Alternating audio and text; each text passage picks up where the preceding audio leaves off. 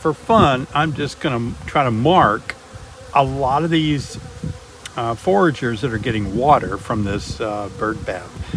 And I'm doing it the day before I'm going to be inspecting a hive, just for fun. I thought maybe if I marked a bunch of these foraging bees that are getting water, and then I inspect my bees tomorrow, I might, lo and behold, find a few of these worker bees, foragers, that have white marks on them. Now, white is not this year's color, so this year's color is blue, so that way I won't confuse it. And these workers will all die quickly before the color white shows up again for queens. So let's see what we can do to mark a few. There's one drinking water right here. Oh, I got that one. Kind of fun, actually. Got that one here. It's not a big white. Oh, 2 white dots on that one.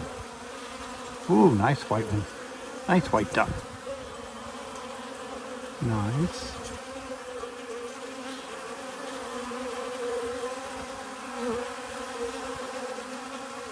Not too much. Oh, that's perfect. What's this? See that one there? Nice. Almost got his eye, her eye.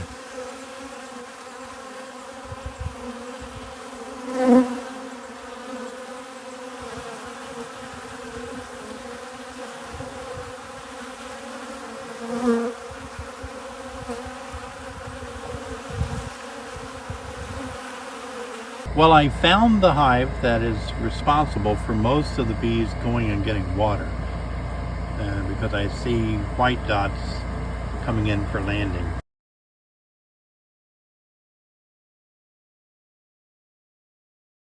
While we're looking at this hive, let me drop in here and encourage you guys to please subscribe to my channel.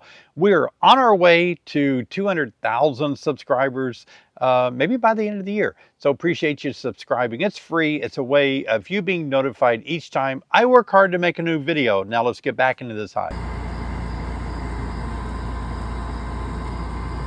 Yeah, good to see you guys today. Thanks for joining me for this little exploration. Why are these bees so desperate for water? We want to look in there and see if we can actually see what these white marked bees are doing, where they're going, where they're hanging out. It'd be interesting to see. All right, let's open her up. Oh, good to be with you guys.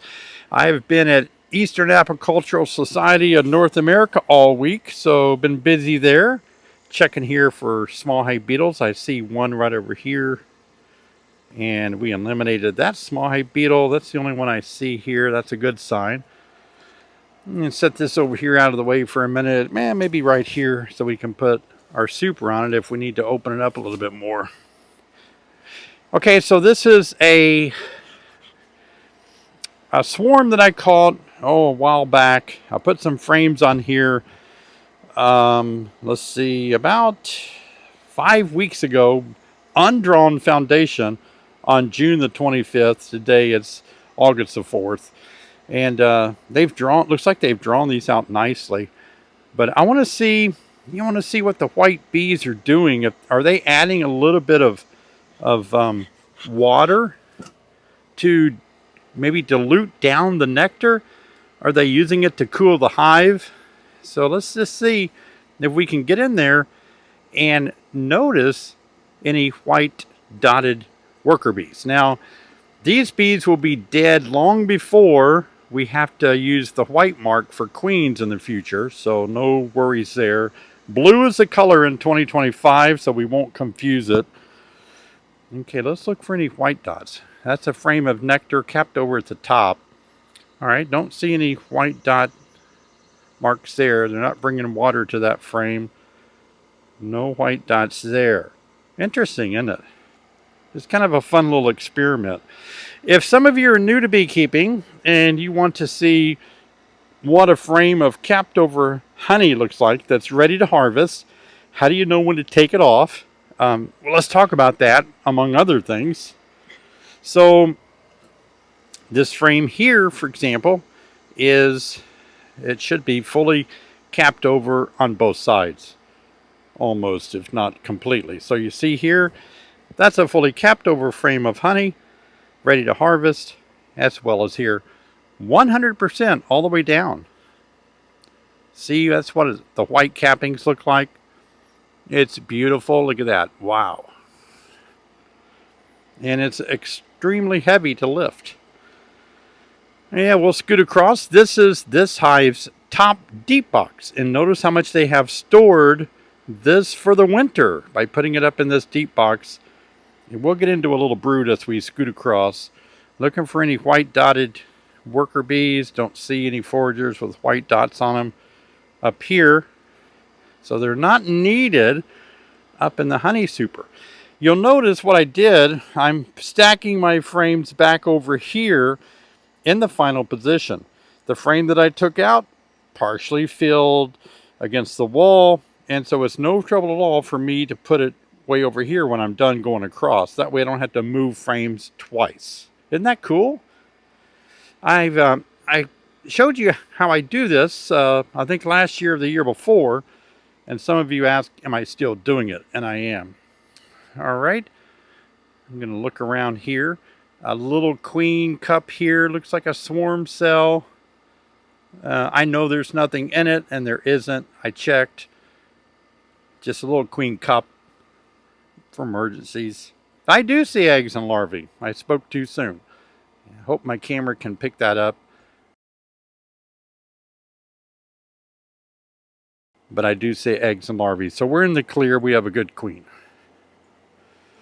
Now let's look for white marked foragers. Are they bringing water into this area? No.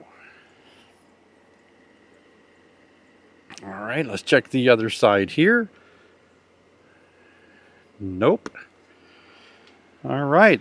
They must be using the water that they're bringing in, maybe down in the brood box down below. We'll get in there and see. Let's smoke them again since we're working barehanded.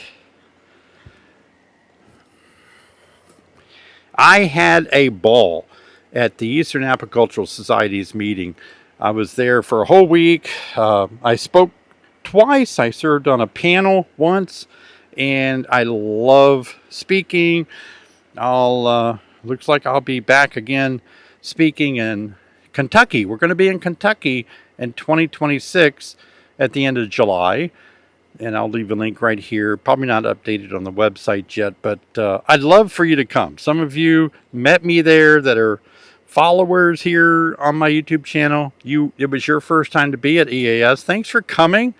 I even had lunch with a few of you, so that was cool meeting you. Enjoyed it a lot. We have a white mark. Let me show you. Hopefully she won't fly away. So we have a bee that's a forager for water that I marked in a water trough. And do you see her right there at the top corner with the white dot? And there's one down here as well, hanging out. See any more? Help me find some more. Look at that. There they are. Interesting, huh? Two of them right there. Do you see that? Can't tell what they're doing. The honey is capped over. The brood is capped except a little bit in the middle. So there's no indication what they would be bringing water to. They may have already deposited it somewhere. Look at that. Sometimes they do deposit it on the capped over pupae around the perimeter of each cell, and they use it for cooling of the pupae. That's interesting. But there she is right in the middle right there. Look at that. Will she deposit it in some cells? Interesting, huh? Yeah, I thought we'd see some in the brood. Let's keep looking. This is fun. I like doing little experiments like this. And I just went to the water trough, and it's a bird bath. Plastic, cheap bird bath. I put water in it. I go out there with a marking pen, and I just start marking. I don't have to wear a hat and a veil. They're very calm there. And I just poke them, you know, poke the thorax with the white mark pin. If you want to get comfortable, familiar with marking a queen, it's fun to go out there and do something like that. Mark little worker bees. All right. Whew, look at that. Completely capped over both sides, no brood. I was hoping I wouldn't have to take this box off because it's roughly 80 pounds of weight to lift this box up. But we do need to take it off to get down there and look in the bottom deep. And I'm going to show you a little secret. Stay with me. I'm going to show you a little way that you can save your back and not break all your bones and muscles, strain yourself, moving this deep off. All right, no white dots there. We're pretty much done looking, but because we have a frame to put in, we're going to keep going across. One more. I saw all my friends at EAS. Oh my gosh, we hang out at night together. We work together examining candidates for the Master Beekeeper test. If any of you want to become a certified Master Beekeeper, we will be testing you in Kentucky.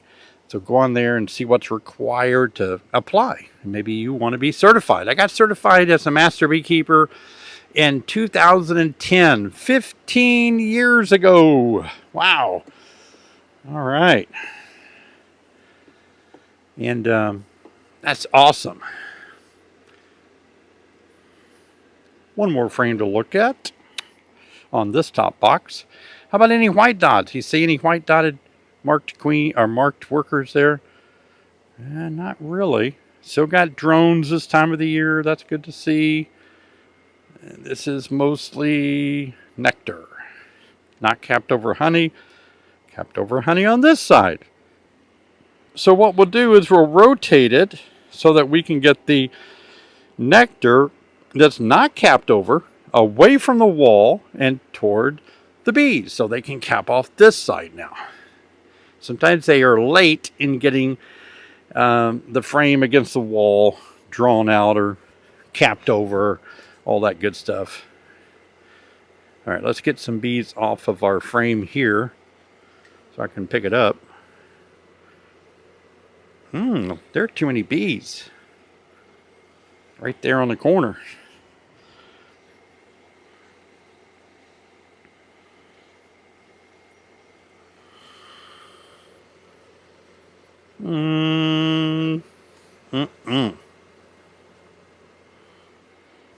Still too many bees to pick it up.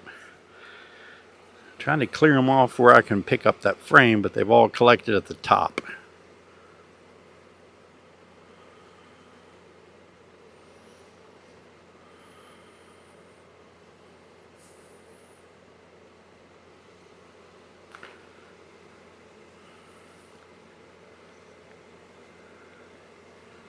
Ooh, boy, that's rough right there.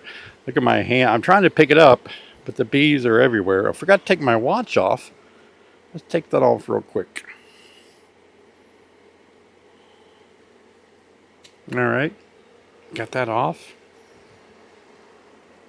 Shake some bees off my hand. I did not get stung, but a stinger bumped me. Have you ever been bumped by a stinger? It's interesting. It kind of sticks out a little bit, and when it pricks you or kind of touches your skin, you can feel it. All right, we can set this in there now. Right over against the edge.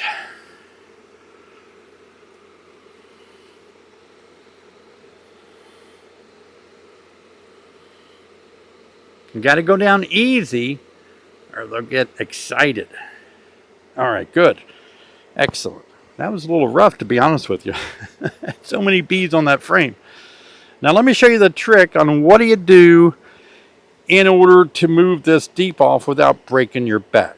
So what I'm doing is I'm putting an empty box here, empty deep box. To save my back, I'm actually going to lift off this deep right here, but I'm going to do it by taking out a good number of frames. Not all of them, but a good number. Let me show you a trick, okay? You just smoke them like this. This is so you don't have to lift up 80 pounds all at one time and hurt your back. And this is the way I do it. I start over here against the wall. And so one of the ways you can do it to help out is you can do this when you're inspecting, but if it's in a season where the bees might be low on nectar sources, they could actually rob. So you want to use some burlap to lay over the top of everything. But I'm going to lay it right here. I'm going to set it down in this box. Toward the middle. A little bit right there. I'm going to get oh, look at that. There's a white bee, a water forager right here on top of the frame. You can take another frame out right here. Set it. You don't have to be, doesn't have to be really tight up against the other frame because you're going to move them back here in a minute. I'm going to take another one out. Now I'm going to take 3 out over here like this because these are so heavy with all this nectar in it. And then, to balance it, I take the one out against the wall here, way over on this side, see, because I want balance when I do lift it up. So I'm going to take this one out against the wall. Put it in this box here. Now I have 4 frames. Let's take out another one.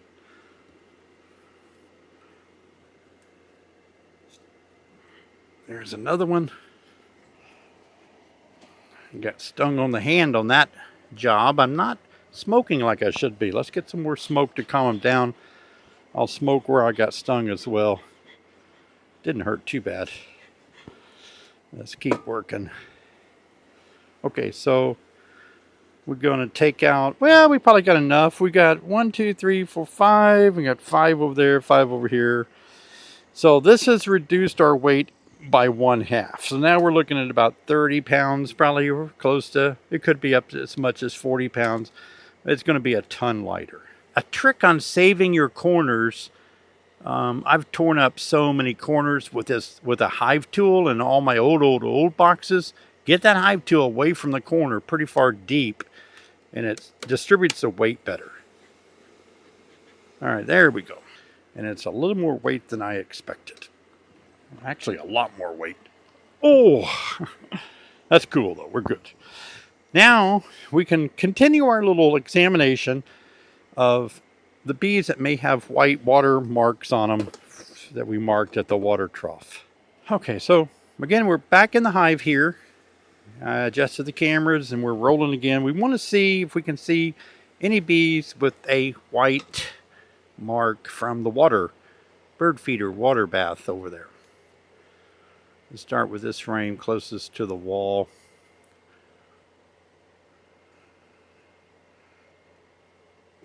Here we go.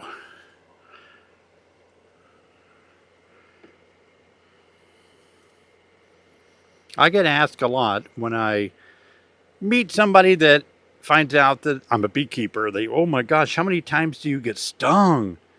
And I always say, today? You mean just today or all week long, you know? And then they realize a lot. No white marks there. No white marks on any bees. So we're going to keep rolling across. Let's see what we can find here. Yeah, if it starts to be a dearth in your area and you're doing an inspection like this in August or September, you want to lay burlap over the frames that are exposed so robber bees can't get there, and the boxes over here behind me, lay burlap over the top of those. A quiet box, we call it. No white marks there. Nectar everywhere. No white marks there. Where are all the white bees going? We saw them going in and out. All right, we need to smoke again since I got stung once, barehanded. Let's keep them calmed down with the smoker. I had a lot of fun testing oral. I served on the oral panel one time. I orchestrated the field exam for the master beekeepers. That was so enjoyable. Meeting so many new candidates that are trying to be certified. You get 5 years to be certified, to take the test. If you fail one segment of the test, you can come back next year and try to pass it again. Up to 5 years attempt. Okay, nothing there. Just some nectar. Not even any brood to speak of. So we want to also check on the queen status while we're down here. A lot of you ask me, do I have to go down to the bottom deep to get a really good inspection, or can I just get an information off the top deep? Well, once a month, if you inspect every 2 weeks, one of those inspections is going to be a quick look, and it could be the top box. Make sure you see eggs. And the second inspection, which would be a deeper inspection, you would go deeper and look for eggs and the queen and all that. All right, good eggs here. No white marks. And let me show you this other side, though. Talk about your capped over brood pattern. Ding, ding, ding, ding, ding. The queen is the winner. Capped over pupae. That's about 4,000 bees ready to emerge soon. Look at that. That's amazing. Yeah. And eggs and larvae here. Do you see the eggs and larvae? You might see some larvae in there. Queen could be on this frame because we do see young brood that she may have been there recently. But we're looking for white dots. I don't see any yet. Smoke again. And some of you ask me, how do you not get stung? Well, I do get stung, but normally I work like this, barehanded, with ample supply of smoke, and I work slow motion. See that? You approach the frame slow with your hands. Don't pinch any bees, and pull it up very slowly like this. You be nice to bees, they might be nice to you. All right. There we go. Nice frame of bees walking around. Lots of eggs in the cells. Yeah, can you see the eggs? Sorry, cameras don't always do justice to seeing eggs. I do see a white dotted worker on the corner edge there. Look at that. What's she doing without water? Hey, leave a comment if you know oh, she stuck her head in there. Leave a comment if you know that people that pronounce it warder. Not water, but warder. I need a drink of water. Look at that. Leave a comment what do you think she's doing. Is she depositing water down there? She's just checking it out. Do you see her? Yeah. Let's see if we see any more. We'll check this other side again real quick. Oh, other side. I see another bee with a white mark on her. And I see her kind of sticking her head down in cells, looking around too occasionally. You see her? Interesting. All right, let's see what else we can see. Let's put this one back in smoke. Yeah. Some people say, instead of wash, some people say whoosh. I got to whoosh my clothes. It's just a certain dialect, isn't it? An accent from based on where you live or something? Water? Oh, shoot. White marks. Anybody see a white mark? Good brood pattern emerging. Oh, there's one with a kind of a rough looking white mark. Barely got her marked, but look at her dabbing her head down in the cells. Isn't that interesting? Are they dropping water off in there? She's the only one I see. Yeah. Let me see if I see water in the bottom back of the cells. Are they? Looks like she might have been adding water that she's gathered into the pollen cells. She's on top there. Do you see her now?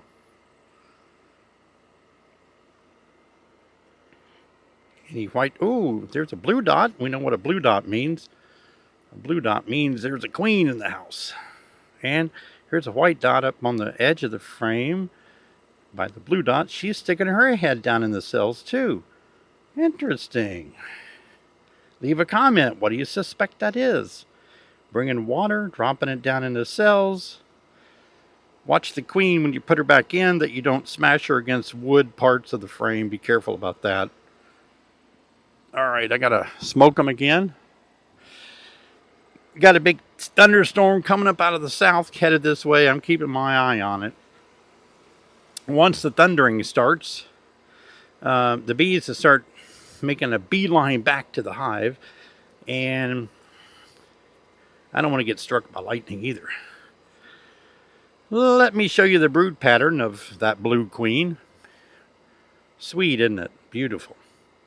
I'm going to start feeding these bees in about a week with my Burns feeder board so that I can raise more bees of winter physiology. Right now our winter bee kinds went on sale. Many of you had great success with your bees surviving the winter using our winter bee kind boards that I invented. I'll leave a link right here or a QR code so you can order yours. We've sold out before. We only make so many a year, and so we don't want you to lose out because, oh my gosh, when I started using winter bee kind boards, it just transformed my beekeeping success. To feed bees in the winter time, of course I feed them in the fall, and it really is amazing. Look at that brood pattern there beneath the bees. Beautiful, no white dots though. Huh, I thought I'd see a lot of them in here. All right, there's one in the middle. White dot forager. Oh, here's one over here. Do you see that? Hoping I'm getting these in the camera scene. Patrick isn't helping me until tomorrow, so I'm making some scenes by myself today. Because I missed some when I was away. There's another white one on that side. So we have four water girls on this frame. Pretty cool. In the brood area, didn't really see much in where the honey is. The smoke again. Now, listen, when you get this far in the game of inspecting, you got everything spread out everywhere. I want you to use more smoke, and I want you to work slower. What happens is when you get close to the end of your inspection, most people speed up because they're antsy. They want to get it closed up, and they speed up. But you don't want to do that. You want to slow down, slower motions, because the bees, they've been open too long and they're a little gripey, so work in slow motion again. All right, there's another white dot forager. Let's see what she does. Yeah, she's walking around, going to the other side. Now there's two white dot foragers on this side over here. They're just transporting some water they gathered and putting them places. Look at that. This is larvae. If you can see through the bees, you probably can see some larvae down in there.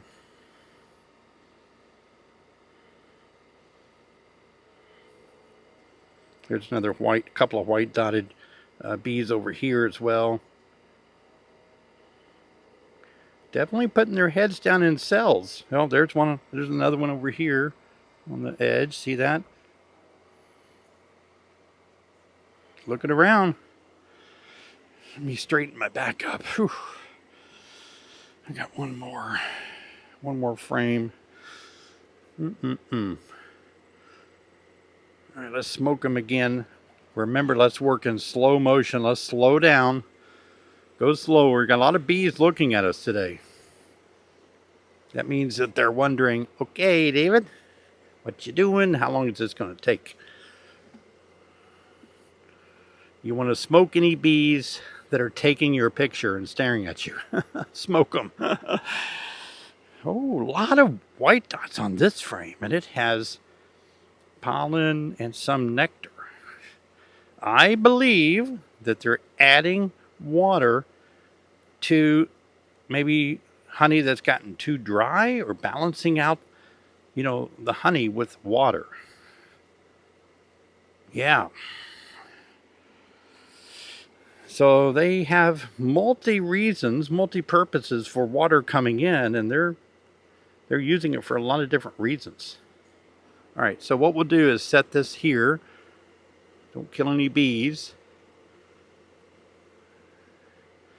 All right. And if you need to help bees get off of that area, just use your finger like that and kind of move them with your fingers. See how easy that is? But the more you smoke, the more that they're going to get out of that area.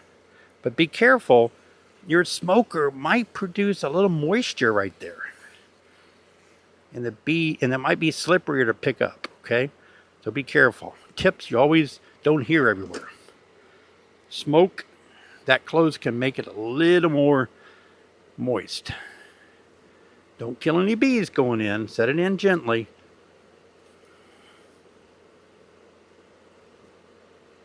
All right, we're going to let it sit there for a second while we get our smoker.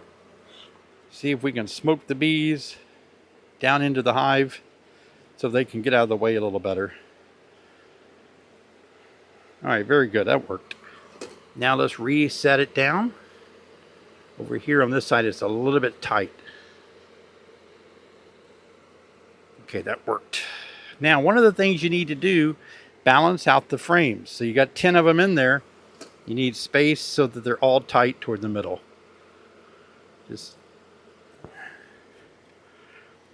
So you just want to push them away from this wall and pull them away from that wall, like this. And that way all these gaps tighten up and bee space is preserved. That prevents some walking comb, crazy things from happening. Now don't put the deep box on until you get 99.9% of all bees off of this edge. You don't want to recklessly, carelessly just kill bees that are climbing around the edge of the box. Use a bee brush, smoker. It's going to happen. I mean, you know, you can't always get every bee off, but that looks pretty good. Bees have filled up my handle over here. I can't put my hand in there. All right, here we go.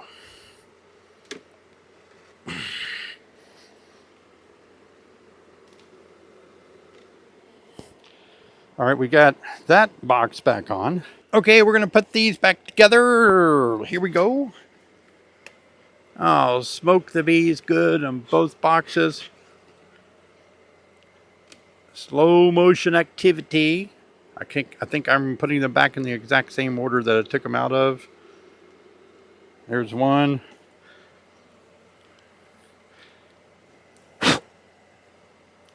Here's the second one, and I know that it goes over here. I remember this one.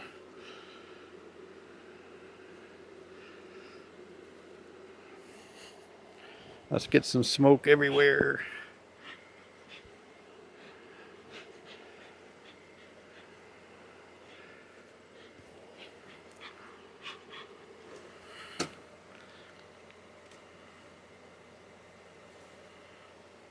Okay, we'll put this one right here.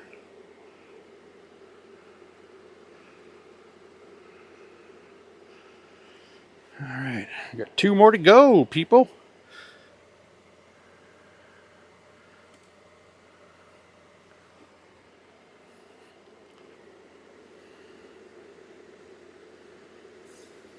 All right, 1 more after this one. That's going to be nice.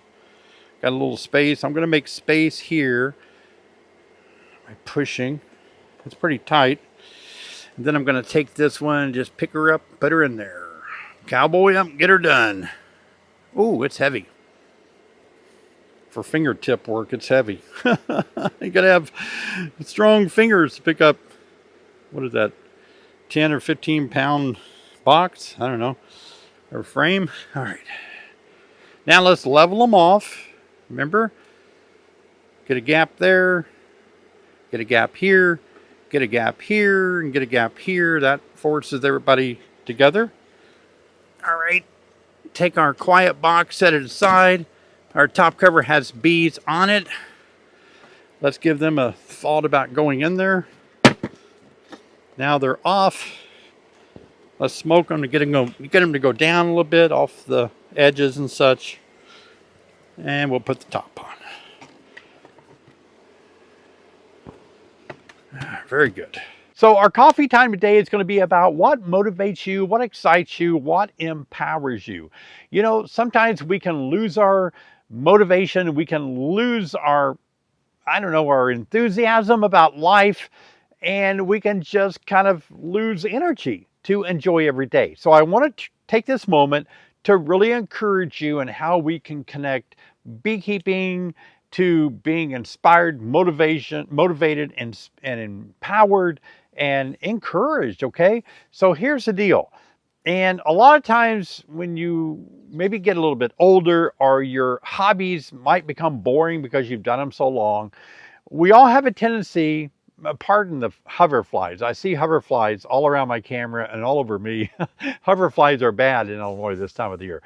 But I just wanted to say that a lot of times we lose sight of what inspires us and encourages us to wake up in the morning and have a true motivation to be excited and happy and look forward to doing something that day. Now, a lot of you might be master gardeners, or you may just have your own garden that you like to putter in, and it's a fantastic, garden. That may be something you do in the summertime. You might have books that you love reading. You might have instruments that you love playing. You might have some exercises that you love doing, biking, running. You all have these things like that. Beekeeping is one of those things.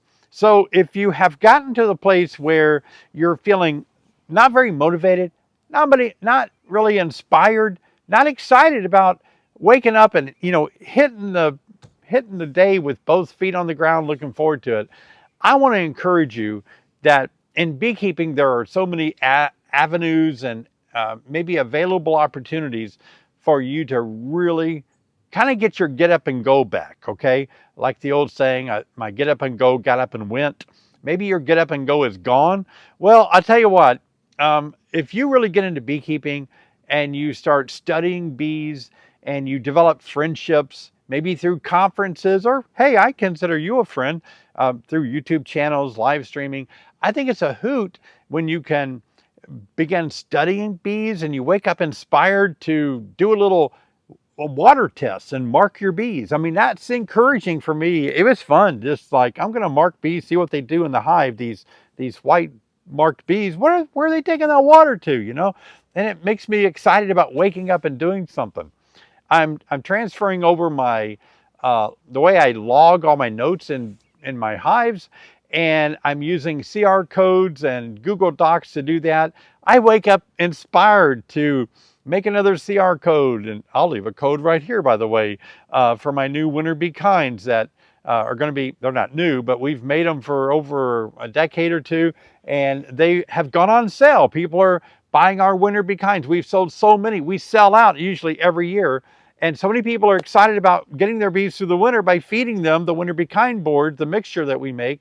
So check that out. But things like that inspire me. I'm like, oh, cool. The winter bee kinds are back on sale. We're going to ship those out in December and help beekeepers get their bees through the winter. And I just love the idea of helping beekeepers.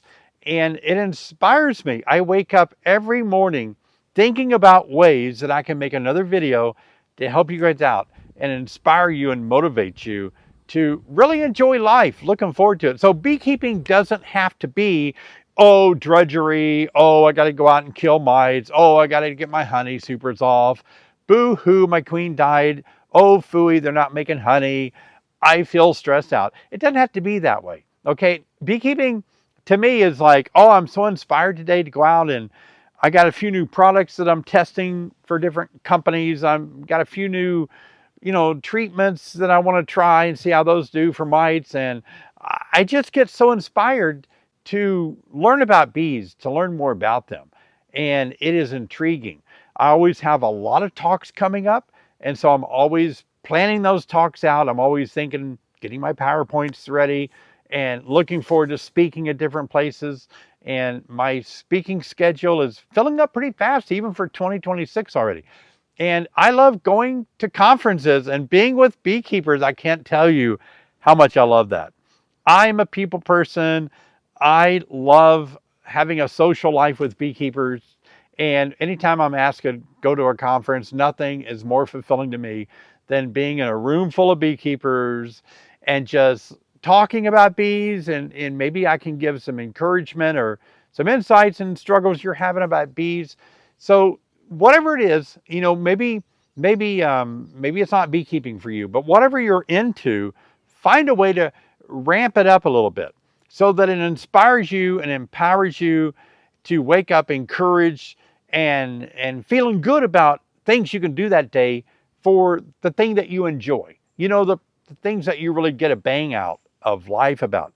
I know some of you are really close to your family, like you might have a close relationship with your children, your parents, your grandchildren, you know, and you like spending time with your family. So up the ante on that. Find ways to write them notes. Maybe wake up in the morning, write everybody a note, call them on the phone, spend more time with them. Up the ante, and that can inspire you to get your get up and go going again. Okay, maybe you're somebody that enjoys cooking, but you found yourself cooking the same old things, getting kind of boring, right? Well, you know, jump into some new imaginative cooking techniques. You don't have to really buy another cookbook, but maybe you want to experiment a little bit and cook something a little bit differently and wake up and think, yeah, I'm going to try a different thing today. I'm going to try to make a different casserole, a different cake, something different. So whatever it is, you know, we have so many things in our life that we can kind of up the ante on and pour a little more energy into it. And it might motivate us, because I'll tell you what, it's easy to lose your motivation. It's easy to lose your encouragement, to look at every day like, I can't wait and see what I can do today. Like this video, I can't wait to get all the footage and back in the edit room. I love editing my own videos, and it encourages me to make the video as best as I can for you guys to help you out. So that's inspiring to me. I don't know what I'd be doing if I wasn't making videos. I guess I'd be in my hives all the time. But it's a good break to take what I've learned out of my hives and my experience with bees, and I like sharing it with you guys. The worst thing that can happen, I believe, is for you to get a Christmas gift that's wonderful and not be able to share it with other people. When I was a kid, I loved taking my Christmas gifts and going outdoors and playing with my friends with my new toys that I got. And so for me, that's the way I am with beekeeping. I get pumped and inspired. I get pumped and excited every time I kind of learn something new about bees, or if I'm teaching things that are known again. It's inspiring that I can share it with other people and share it with you and help you become a better beekeeper. So I wanted you to take time and figure out, what do you love doing and what can you do now to up the ante a bit? You know, turn it up a little bit, turn the volume up a little bit on your favorite thing to do, and see if it can be the source of you pouring a little more time into it from a different angle maybe, and that you can even be more inspired, more encouraged, and more excited about waking up and hitting the floor running and doing what you love to do, okay? Isn't that exciting? Hey guys, I tell you what, I love and appreciate you so much. And before I go, let me encourage you to watch this video. Things you don't want to ever do. You can't do these things. Don't do these things, okay? Here it is right here. Don't do this. I'll meet you over there.